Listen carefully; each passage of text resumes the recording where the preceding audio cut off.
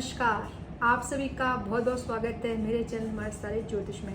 मैं डॉक्टर कौशल्या भार आज आपके लिए कुछ विशेष लेकर आई हूँ। आज का हमारा विषय है कन्या लगन। जैसे कि मैंने आपके सामने लिखा है 6 अंक, मतलब कि कन्या लगन। ये जब नंबर होता है तो हम कन्या लगन के कहलाते हैं, कन्या लगन के जातक होते हैं। वैसे तो हर लगन जो होता है अपने आप में कुछ विशेषता लिए हुए रहता है, लेकिन कन्या लगन कुछ खास विशेष रहता है।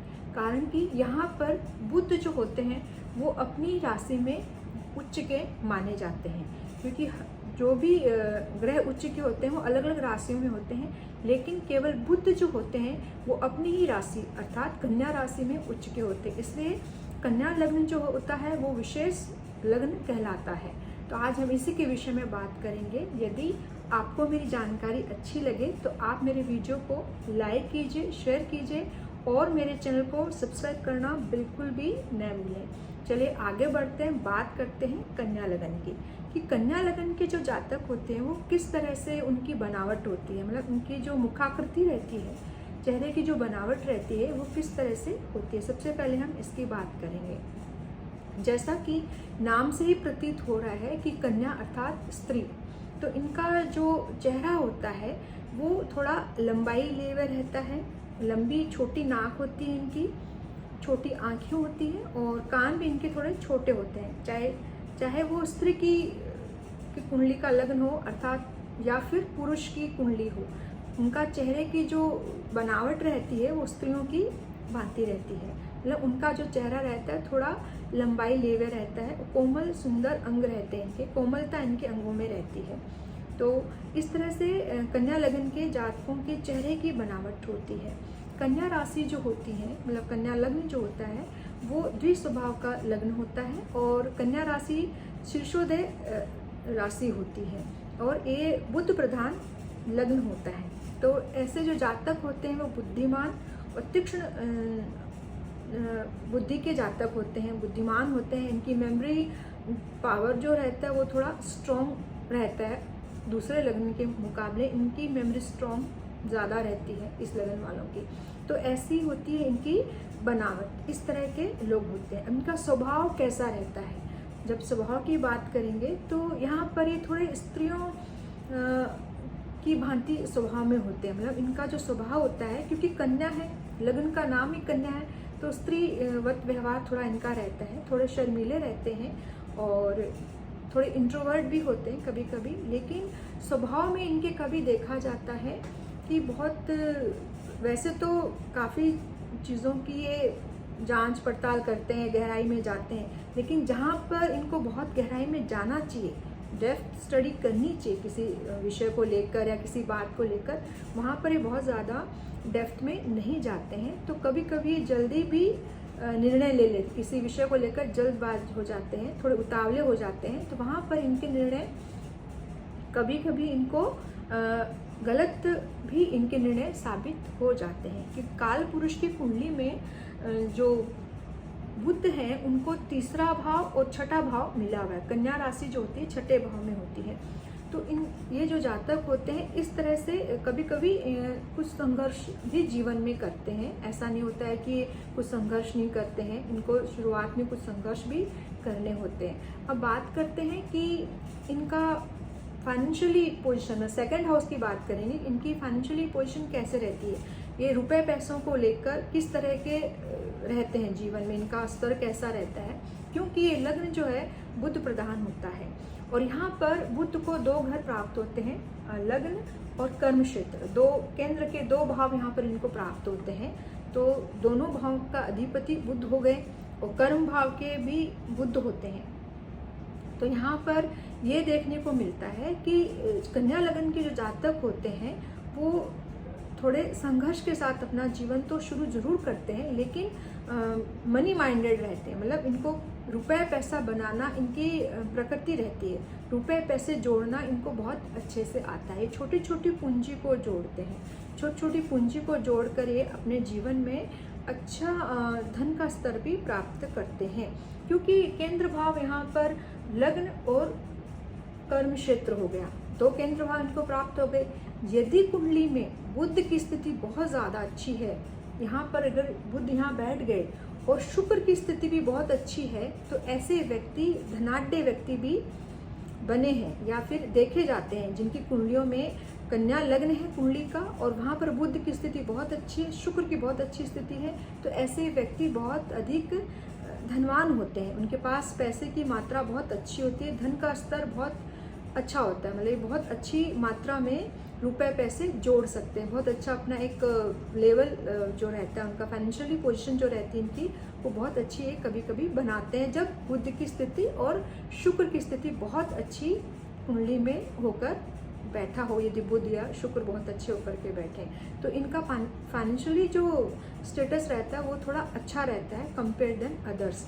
लेकिन ऐसा भी है कि इनको थोड़े निर्णयों में कभी कभी उतावलापन नहीं करना चाहिए, वहाँ पर सोच समझकर निर्णय जरूर लेने चाहिए और छोटे छोटे इन्वेस्टमेंट्स इनको जरूर करने चाहिए। अब बात करते हैं कि इनकी शिक्षा और संतान, पंचम भाव की बात करेंगे, शिक्षा और संतान किस तरह से रहती है। इनकी शिक्षा का जो काल होता है, क्योंकि यहाँ पर शनि की राशि आती है, मकर राशि यहाँ पर आएगी, तो इनका जो शिक्षा का काल रहता है वो थोड़ा लंबा भी चलता है, कभी कभी अवरोध भी आते हैं इनकी शिक्षा में। और इनकी जो संतान रहती है वो शनि प्रधान होती है, मेहनत करने वाली संतान इनको मिलती है और मेहनत करके आगे बढ़ने वाली इनकी संतान होती है। और स्त्री संतति की मात्रा इनके संतान में ज़्यादा देखी जा सकती है, मतलब पुत्र की अपेक्षा पुत्रियाँ ज़्यादा इनको हो सकती है, ये बेसिक चीज़ है यहाँ पर। बाकी ग्रहों का भी यहाँ पर अध्ययन करना चाहिए सब चीज़ें बोलने से पहले, बट बेसिक जो चीज़ है वो हम आपको बता रहे हैं। कन्या लगन में ऐसा देखा जाता है। और इनको छठे भाव में भी शनि की ही राशि प्राप्त होती है ज़्यादातर, तो इन्हें अस्थमा, एलर्जी और मूत्र विकार संबंधित रोग भी कन्या लगन के जातकों को देखे जाते हैं। और इन्हें विशेषकर अपनी हड्डियों का ख्याल अवश्य रखना चाहिए। में चीज़ होती है, कुछ कमियां होती हैं इनकी हड्डी में, मतलब कुछ विटामिन की कमी होती है, तो इन्हें हड्डियों संबंधित रोग देखने को मिलते हैं। बाकी अब बात करेंगे कि इनके स्पाउस कैसे रहते हैं, सप्तम भाव इनका किस तरह का रहता है, या स्पाउस इनके किस नेचर के या किस विषय से संबंधित रहते हैं। इनके स्पाउस जो होते हैं वो गुरु प्रधान होते हैं, क्योंकि गुरु प्रधान होते हैं तो थोड़े से स्वाभिमानी या कह सकते हैं थोड़े अहंकारी इन्हें स्पाउस जरूर प्राप्त होते हैं। तो इनके जो स्पाउस रहते हैं वो विशेषकर बैंकिंग क्षेत्र से जुड़े रहते हैं, शिक्षा क्षेत्र से रहते हैं, वाणिज्य क्षेत्र से जुड़े रहते हैं, इनके इस तरह के स्पाउस होते हैं। अब बात करेंगे कि इनका भाग्य कैसा होता है। इनके भाग्य के जो अधिपति देव होते हैं वो होते हैं शुक्र। शुक्र यहाँ पर शुक्र की राशि इनको मिलती है, तो इनको विशेषकर स्त्रियों के माध्यम से या फिर अपनी माता या अपनी पत्नी के माध्यम से इनको भाग्य चमकाने का मौका जरूर मिलता है अपने जीवन में। और विशेषकर स्त्रियों का सम्मान इन्हें जरूर करना चाहिए। अपने जीवन में जो भी स्त्रियां आपकी माता है, आपकी पत्नी है, उनका विशेष रूप से ध्यान रखना चाहिए, उनका सम्मान जरूर करना चाहिए। और विवाह के उपरांत इनका भाग्य अक्सर ज़्यादा साथ देता है पहले के मुकाबले। विवाह के पश्चात इन्हें बहुत ज़्यादा सपोर्ट भी मिलता है भाग्य का, और विशेषकर अपनी पत्नी के माध्यम से भी इनका भाग्य बहुत चमकता है या सपोर्ट ज़्यादा मिलता है। बात करते हैं कि इन्हें किस तरह के रंगों को धारण करना चाहिए। इन्हें हल्के रंग, जैसे कि हल्का हरा रंग हो गया, सफ़ेद रंग है, ऐसे रंगों का इन्हें विशेषकर प्रयोग करना चाहिए अपने जीवन में। हल्के रंगों को महत्व यहाँ पर इन्हें जरूर देना चाहिए। और रत्न की बात करें तो इनके लिए शुभकारी जो रत्न होता है पन्ना होता है, और एक डायमंड भी इन्हें, मतलब कि हीरा रत्न जो रहता है, ये धारण कर सकते हैं। तो इस तरह से कन्या लगन के जो जातक होते हैं वो मतलब पूंजी को बनाने वाले होते हैं, मतलब रुपए पैसों को इकट्ठा करना इनकी हॉबी भी होती है, इनके स्वभाव में भी होता है। और वाणिज्य जैसी चीज़ों से जुड़कर आगे अपने जीवन में बढ़ते हैं। अच्छे व्यवसाय भी होते हैं ये, और अच्छे एडवाइज़र भी होते हैं। यदि एडवाइस की बात करें तो ये एडवाइज़र तो बहुत अच्छे होते हैं, लेकिन ये किसी को यदि एडवाइस देते हैं तो सबसे पहले ये अपना हित भी उसमें देखते हैं कि ये जो सलाह मैं उसे दे रहा हूँ उसमें मेरा खुद स्वयं का कितना हित बन रहा है।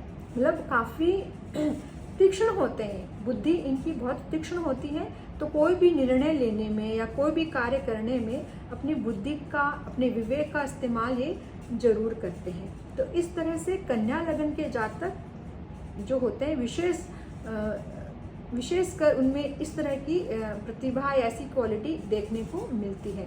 तो हमने आज बात की कि इनकी बनावट कैसे होती है, इनका स्वभाव कैसा होता है, इनकी फाइनेंशियल पोजीशन कैसे होती है, इनकी संतान, इनकी शिक्षा, इनकी स्पाउस कैसे होते हैं, इनका भाग्य किस तरह का होता है और इन्हें क्या चीज़ की और भी सावधानियां रखनी चाहिए।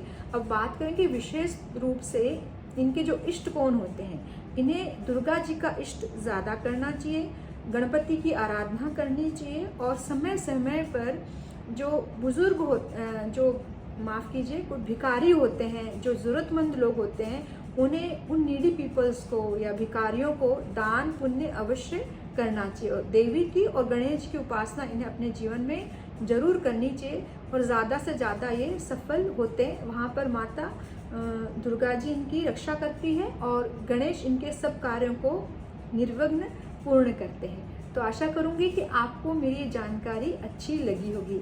यदि आपको मेरी जानकारी अच्छी लगी है तो आप मेरे वीडियो को लाइक कीजिए, शेयर कीजिए और मेरे चैनल को सब्सक्राइब करना बिल्कुल भी न भूलें।